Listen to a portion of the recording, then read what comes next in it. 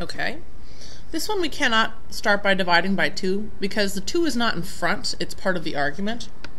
So this time there's not a whole lot we can do. Basically, what we're going to try to figure out is where tangent equals the square root of 3. Now there's actually a really handy table in your book. It's on page 541 that will tell you that there is a position where tangent equals the square root of 3, and that position is pi over 3. So that means that this value right here is pi over 3. So 2x being equal to pi over 3 is true, but tangent repeats itself every interval of pi. So there are infinitely many spots on the circle where you could get back to that pi over 3 spot in the first quadrant. Obviously you can add 2 pi to it, but tangent repeats values in terms of pi intervals. So basically we have a first quadrant and a third quadrant position that would give us the square root of 3 as our answer.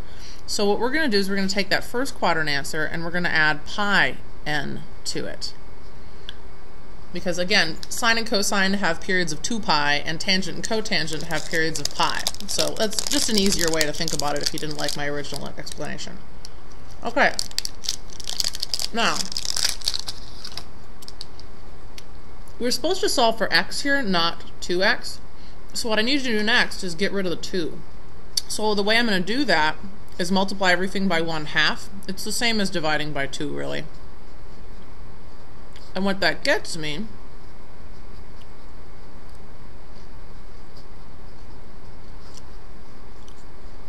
is pi over 6 plus pi over 2n. Okay. Now, usually that would be our answer, because that's how we left the answers to answer question number 1.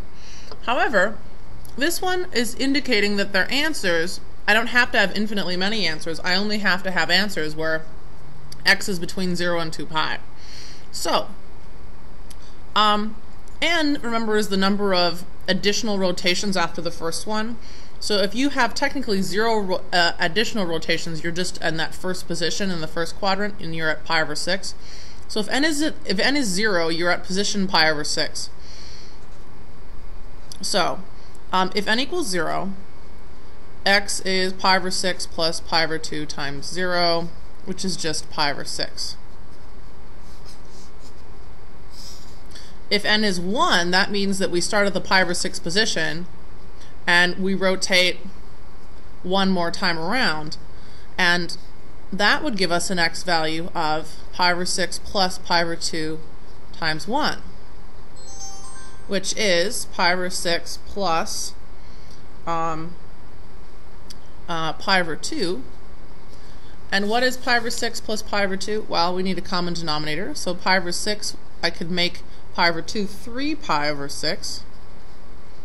And if I add those together, 1 pi over 6 plus 3 pi over 6 is 4 pi over 6, which reduces down to 2 pi over 3. So that's our second possible answer.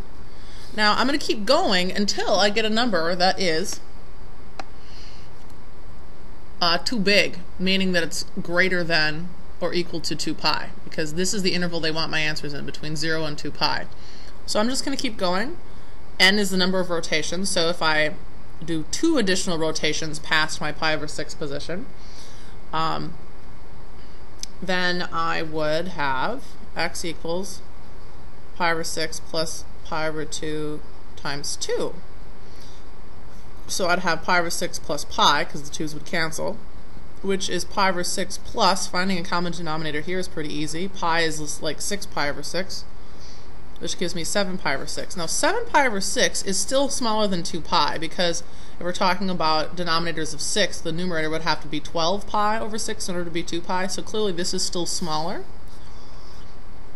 And then if n equals 3, we're rotating 3 more times around the circle after that initial position. So n here being 3,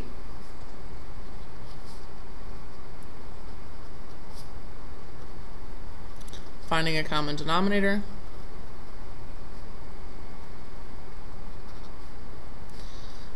gives us 10 pi over 6, which reduces to 5 pi over 3.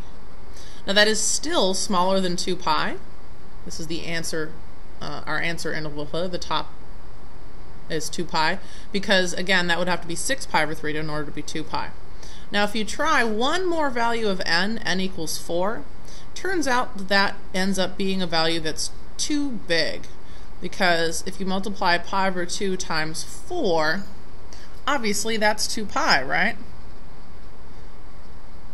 So a 2 pi plus anything else is going to be bigger than our interval, so that's when we know to stop. So how many answers did we come up with before we got a number that was too big outside our interval? 4. 1, 2, 3, 4.